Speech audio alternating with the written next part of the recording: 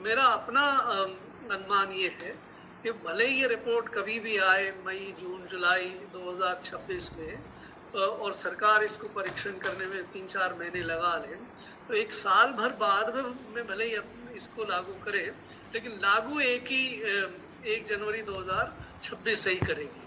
आपका तीसरा सवाल फिटमेंट के ऊपर था कि कई तरह की बातें कही जा रही हैं। जेसीएम ने ये कहा कि 2.87 टाइम्स जो है फिटमेंट फैक्टर लगाना चाहिए। फिटमेंट फैक्टर होता क्या है? फिटमेंट फैक्टर ये होता है कि वेतन आयोग दो चीज़ों का निर्णय करता है। एक तो बड़ा आसान होता है कि आज के दिन 1 जनवरी 2026 को मान लीजिए कि क्या पे है आज की, उसमें दो चीज़ें शामिल होती हैं, एक तो बेसिक पे और दूसरा डियरनेस अलाउंस। तो अभी जैसे डियरनेस अलाउंस 53% चल रहा है, 2 इंस्टॉलमेंट और सरकार को घोषणा करनी होगी 1 जनवरी 2026 से पहले। तो एक जो 1 जनवरी 2025 से लागू होगी और दूसरी जो 1 जुलाई 2026 से लागू होगी।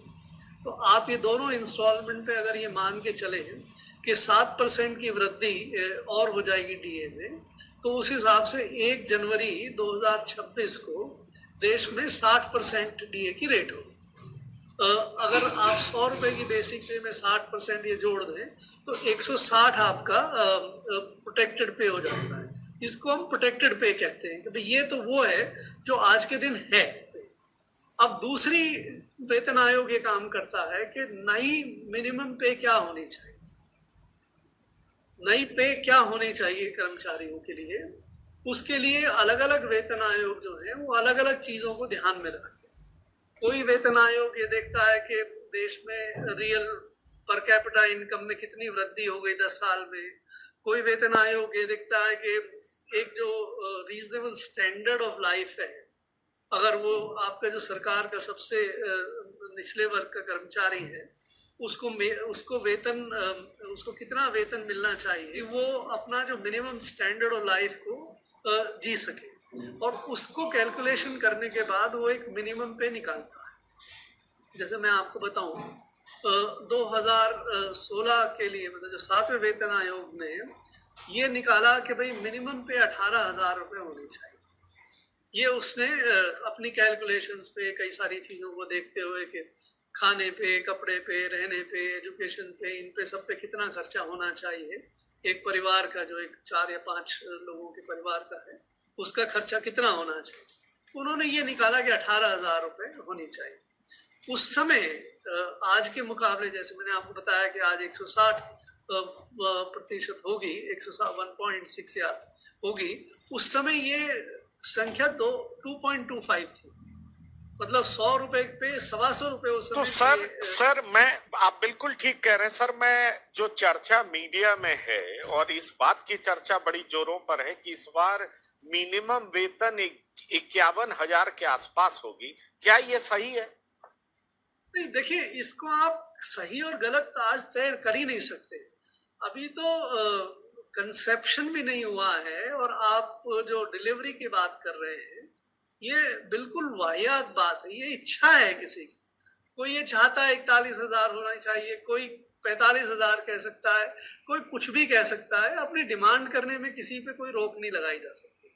लेकिन क्या होगा ये मैं आपको बता रहा था कि जब वेतन आयोग बैठेगा और इन सब चीजों को तय करेगा, वो तय करने के बाद ये तय करेगा कितना मिनिमम पे होना चाहिए।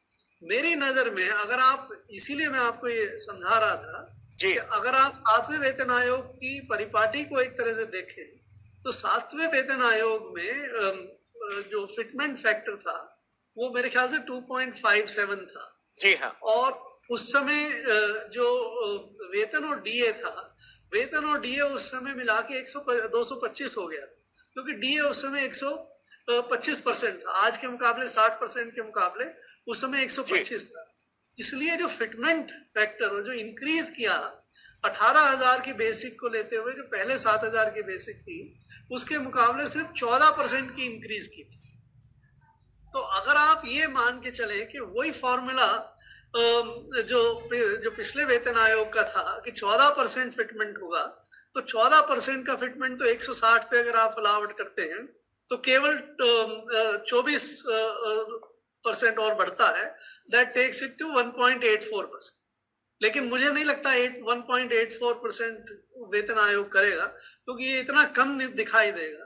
मेरी अपनी नज़र में और अपनी समझ में जो फिटमेंट फैक्टर है वो 1.96 से 2.08 होना चाहिए। और वो मैं क्यों कह रहा हूँ कि अगर आप 20% लेते हैं 160 का, 1.6 का 160 का, तो ये इसमें एडिशन 32 का हो जाता है, जो 160 को 192 में ले जाता है 1.92 पे। और अगर आप 30% देते हैं तो आपको इसमें 48 ऐड कर दीजिए 160 में, तो वो 2.08 पे ले जाता है।